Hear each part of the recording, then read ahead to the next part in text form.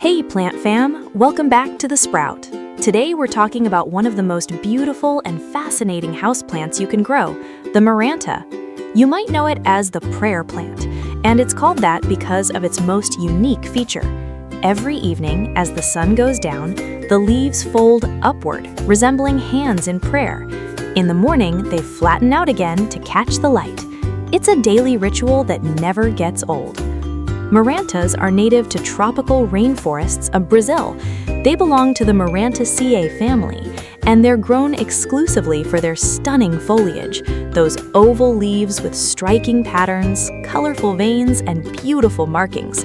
They're not the easiest plants, but they're not the hardest either. They just have specific needs.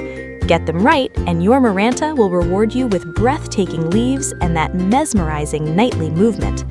Before we dive in, if you're new here, hit that subscribe button. We put out new plant care videos every week, and I don't want you to miss the next one. Also, drop a comment below. Do you have a Maranta? Have you seen it fold its leaves at night? I'd love to hear about it. Now let's get into it. First, let's talk about the different varieties of Maranta. The most common is Maranta leuconera, and it comes in several stunning forms. The red prayer plant, Erythronera, has dark green leaves with striking red veins and light green patches. The lemon-lime variety has vibrant lime green veins instead of red. The rabbit's foot prayer plant, Kerchovena, has light gray-green leaves with dark green splotches that look like rabbit tracks. There's also a variegated version of the rabbit's foot. All of them have the same care needs and that same magical leaf-folding behavior. Now let's clear up a common confusion. Marantas are often confused with Calatheas, and it's easy to see why. They're both in the Marantaceae family, and they look similar, but they are different plants. Marantas have a spreading, trailing growth habit. They're perfect for hanging baskets. Calatheas grow more upright and bushy. Marantas also perform nyctanacy, the leaf folding movement, which is the reason for the nickname prayer plant. Calatheas do not. So when you see those leaves folding up at night, you know you've got a Maranta. Now let's start with light. Marantas thrive in bright, indirect light. In their natural habitat, they grow under the forest canopy, receiving dappled sunlight. Direct sun will scorch the leaves and fade their vibrant colors. An east or north-facing window is ideal. If you have a south-facing window, place the plant a few feet back from the window or use a sheer curtain. If your Maranta is in low light, it will adapt, but it may grow more slowly. Now let's talk about temperature. Marantas like it warm. They prefer temperatures between 65 and 75 degrees Fahrenheit. They can handle down to 60 degrees, but anything below 55 will damage the plant. Keep them away from cold drafts, air conditioning vents, and exterior doors. Now let's talk about humidity. This is critical. Marantas need high humidity, 50% or more. They're tropical rainforest plants, and in our homes, especially in winter with the heater running, the air is much drier. The signs of low humidity are brown leaf tips and crispy edges. To increase humidity, you have several options. Use a humidifier near the plant. Group it with other plants. They create their own microclimate. Set the pot on a pebble tray filled with water. Do not mist the leaves. Misting does not raise humidity enough, and water sitting on the leaves can cause fungal problems. Marantas also make great bathroom plants if you have enough light. Now let's talk about soil. Marantas need well-draining, moisture-retentive soil. A standard houseplant mix works well, but make sure it contains perlite for drainage. They prefer slightly acidic soil with a pH between 5.5 and 6.0. The pot must have drainage holes. A shallow, wide pot is better than a deep one because Marantas have shallow roots. Now let's talk about watering. Marantas like their soil to be consistently moist but never soggy. Overwatering is a common killer. Water when the top 1 to 2 inches of soil feels dry. In most homes, that means watering about once a week in spring and summer, and every 2 to 3 weeks in fall and winter. Use filtered, distilled, or rainwater if possible.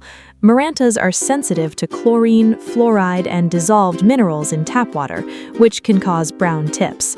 If you use tap water, let it sit out for 24 hours to allow chlorine to evaporate, but this doesn't remove fluoride, so filtered water is still better.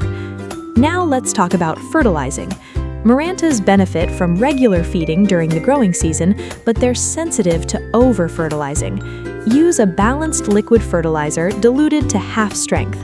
Apply every 4 weeks in spring and summer.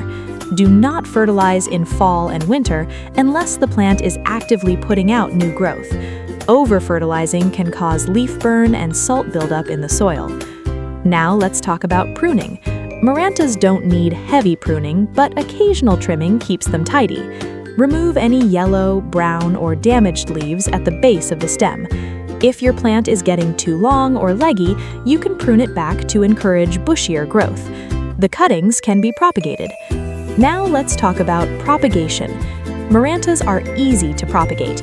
You have 3 options. First, water propagation. Take a cutting with at least 1 or 2 nodes, the bump where leaves attach to the stem. Cut just below a node. Place it in a jar of filtered water, making sure the node is submerged but the leaves are above water. Change the water every few days. In 2 to 4 weeks, roots will appear. When the roots are about an inch long, plant in soil. Second, soil propagation. Same cutting, but plant directly in moist potting mix. Keep it warm and humid. Third, division. When you repot, carefully separate the root ball into sections, each with roots and leaves, and replant individually. Now let's talk about common problems. Let's go through them one by one. Problem 1. Yellow leaves. This is usually from overwatering or poor drainage. Let the soil dry out more between waterings. Check the drainage. If it's a few old leaves at the bottom, that's normal aging. If it's many leaves, you may have root rot. Problem 2. Brown leaf tips. Low humidity or tap water chemicals. Increase humidity with a humidifier or pebble tray. Switch to filtered, distilled, or rainwater. Problem 3. Leaves curling. Underwatering or cold drafts. Water consistently. Keep the plant warm and away from drafts. Problem 4. Drooping leaves. Inconsistent watering or temperature stress. Ensure even moisture and stable temperature. Problem 5. Faded or dull leaf colors. Too much direct sunlight. Move to a shadier spot with bright indirect light. Problem 6. Pests. Marantas can get spider mites, mealybugs, and thrips. Spider mites are the most common. They leave fine webbing and make the leaves feel gritty. Mealybugs look like white cotton balls at the leaf joints. Thrips are small flying insects that damage the foliage. For spider mites, wipe the leaves with a damp cloth. For mealybugs, use a cotton swab dipped in rubbing alcohol. For thrips, use insecticidal soap. Check the underside of the leaves regularly. Problem 7. Root rot, caused by overwatering or poor drainage. Remove the plant from the pot, cut away rotten roots, and repot in fresh, dry soil. Here's where you come in. Drop a comment below. Do you have a Maranta? Have you seen it fold its leaves at night? What's your favorite variety? I'd love to know. Now let's talk about why Marantas are so special. They're not just beautiful plants, they're living art. Those leaf patterns, those vibrant colors, and that nightly movement make them a joy to watch. They're safe for pets, non-toxic to cats and dogs. They're perfect for hanging baskets, where their trailing habit can really shine. And while they rarely flower indoors, when they do, it's a sweet bonus. Let me give you a few quick answers to common questions. How big does a Maranta get? About 10 to 12 inches tall and wide, with vines trailing up to 18 inches. How fast does it grow? Slow to moderate. When should I repot? Every 1 to 2 years, or when it outgrows its pot. Can I grow Maranta outdoors? In warm climates, in shade, but it's usually grown as a houseplant. Let's wrap everything up. Marantas are stunning, fascinating, and totally worth the effort. Give them bright, indirect light. Keep them warm and humid. Water with filtered water when the top 1 inch of soil feels dry. Use well-draining, slightly acidic soil. Fertilize lightly in spring and summer. Watch for spider mites and brown tips, and enjoy that nightly prayer ritual. Here's the most important thing to remember. Marantas are not for the forgetful gardener. They need consistent moisture, high humidity, and the right water. But if you can give them those things, they will reward you with some of the most beautiful foliage in the plant kingdom. Every evening as the leaves fold up, you'll be reminded of the beauty and intelligence of nature. Before you go, hit that subscribe button if you haven't already, and leave me a comment. Are you going to try a Maranta, red prayer plant, lemon lime, or rabbit's foot? I'd love to know.